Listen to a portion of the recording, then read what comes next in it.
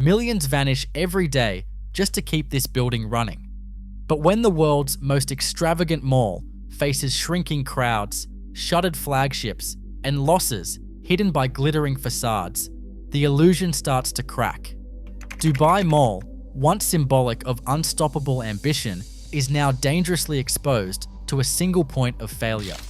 What nobody is admitting is just how fragile Dubai's economic empire really is.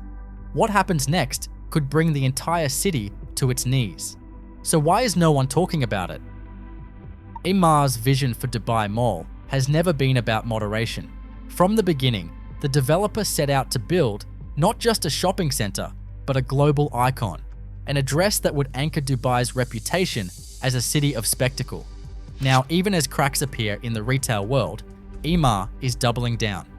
In 2024, the company announced a 1.5 billion dirham expansion, adding 240 new luxury boutiques and restaurants, plus a new exhibition center. The numbers alone are staggering. More than 5 million square feet of retail, with occupancy rates consistently above 98%. Each press release reads like a statement of intent. But these investments are about more than just real estate. For Emar, Dubai Mall is a trophy asset, a monument to the city's ambition and a cornerstone of its brand. The expansion is not a retreat in the face of global uncertainty, it is a public wager that Dubai can outshine every rival, no matter how the world changes. Every new wing, every luxury label is a message. Dubai is open for business, and the spectacle will not pause. Yet behind the grand openings and glowing headlines, the pressure on tenants grows.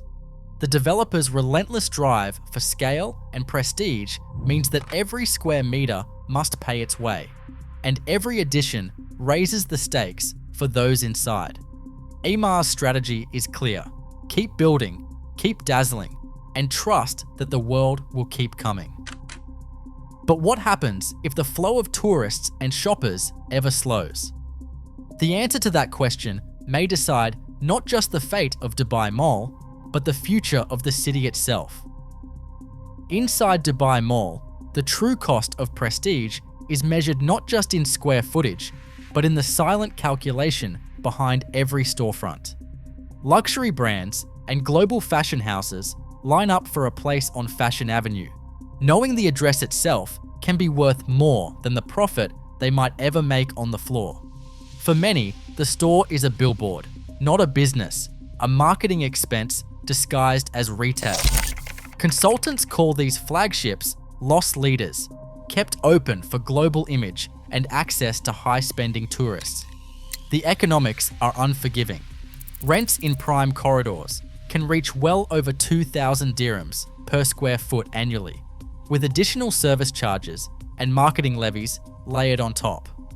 Long-term leases, often running from 5 to 10 years, lock tenants into fixed payments that rarely flex with the ups and downs of actual sales. Breaking a lease can mean paying out the full remaining term, forfeiting deposits, and writing off millions invested in fit-out and branding. Even when a store struggles, the cost of leaving is often higher than the pain of staying. Beneath the surface, a quiet rotation unfolds. Concepts come and go, pop-up shops fill awkward gaps, and new brands are ushered in to keep the illusion of endless variety alive. High occupancy rates mask the reality that some tenants are simply serving out the clock, trapped by contracts and the fear of losing their place in the world's most visible retail arena. Each month, the pressure mounts, not just to sell, but to be seen, no matter the margin. Every day, Dubai Mall burns through a staggering sum just to keep its doors open. Industry benchmarks for prime, air-conditioned malls in Dubai put the annual operating costs at hundreds of millions of dirhams, driven by relentless cooling, non-stop lighting, and the mechanical heartbeat of fountains, escalators, and the aquarium. Even a conservative estimate using standard service charges for super prime retail lands between 1 million and 2 million dirhams per day, roughly $270,000 to $540,000. That figure covers only the basics. Electricity from Dubai, electricity and water authority, district cooling, cleaning, security, and routine maintenance. The aquarium's life support systems, the ice rink's refrigeration, and the constant churn of elevators and moving walkways push the total even higher. Most of these costs are fixed. Whether the mall is packed or nearly empty, the chillers must run, the lights must stay on, and the pumps cannot stop. Every hour, the building itself devours cash. In this machine, there is no pause button, only the relentless pressure to generate enough revenue to keep up with the daily burn. Online shopping is rewriting the rules for malls everywhere. In the United States and Europe, e-commerce now claims between 15 and 25% of total retail sales. That shift has left hundreds of once busy malls shuttered or hollowed out, entire corridors dark, food courts abandoned, anchor stores replaced by storage units or clinics. The so-called dead mall phenomenon is no longer rare. It is the new normal in cities from Ohio to Manchester. Even in Asia, mega malls that once drew millions, like the New South China Mall, have spent years as empty shells, victims of changing habits and overbuilt dreams. Dubai Mall stands apart for now, fueled by a steady stream of international visitors and luxury spending. But the global pattern is clear. As more shoppers click instead of walk into stores, the foundation of physical retail erodes. What protects Dubai Mall today is not local demand, but the flow of tourists and the spectacle of experience. If that current ever falters, the vulnerabilities exposed in dead malls worldwide could arrive here, faster than anyone expects. A single plane ticket to Dubai now costs hundreds of dollars more than it did just a few years ago. Rising fuel prices and new environmental taxes have pushed airfares higher, especially for long-haul flights from Europe, Asia, and North America, the very markets Dubai Mall depends on for its biggest spenders. These are daily costs, and they are growing. In 2024, global travel agencies reported that average international ARR fare climbed 22% year on year, with no sign of relief. At the same time, hotel rates across Dubai's downtown district have soared, making a luxury shopping trip harder to justify for all but the wealthiest travelers. Meanwhile, the Middle East's tourism map is being redrawn. Saudi Arabia is pouring billions into mega projects like NEOM and the Red Sea resorts, each one designed to lure the same high-spending visitors that once flocked only to Dubai.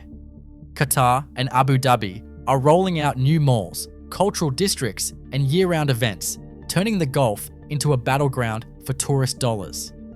Competition is intensifying. For Dubai Mall, the risk is clear. If even a fraction of these travelers choose a different destination, the revenue engine stalls. Every fluctuation in global travel costs, every new rival, becomes a direct threat to the mall's delicate balance. A sudden drop in net operating income sends shockwaves through the building's core. In less than a year, revenue plunges by more than half. Fixed costs for cooling, security, and mechanical systems barely budge. The daily burn rate remains relentless. For a facilities engineer, the math is simple. When income collapses, but expenses do not, something has to give. Routine maintenance is the first casualty. Escalator chains stretch past their service intervals. Chiller plant overhauls are postponed. Filters run dirty, and non-essential repairs are deferred. On paper, the mall still stands, but every skipped inspection and delayed replacement builds unseen risk into the system. The longer the shortfall drags on, the greater the temptation to stretch every dollar until even the smallest fault can snowball into crisis. From the control room, the warning lights start to blur together, each one a reminder that the margin for error is vanishing fast. Hotel lobbies in downtown Dubai echo with the same anxiety that haunts the mall's corridors. Revenue per available room, RevPAR, can swing sharply with even modest drops in footfall at Dubai Mall. When luxury retail stumbles, hotel bookings falter, and restaurants that once thrived on tourist overflow begin to cut hours or close altogether. For property owners, the math is unforgiving. The value of a downtown apartment or office is tied to the promise of walkable access to the world's most celebrated mall. Remove that anchor, and resale prices can slide, dragging down the entire district's prestige. Amar's recurring revenue, nearly 27% of its total, depends on these interconnected streams. But the risk does not stop with one company. The government itself holds a significant stake, making the mall's fortunes a matter of sovereign exposure. If the engine stalls, the shock does not end at the mall's doors. It ripples through hotels, real estate, and the city's financial core. Today, Dubai Mall projects strength, but its foundation is risk, one global shock away from unraveling.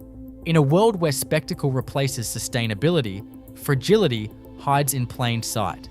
The question now is this: when ambition is built on sand, what happens when the tide inevitably shifts?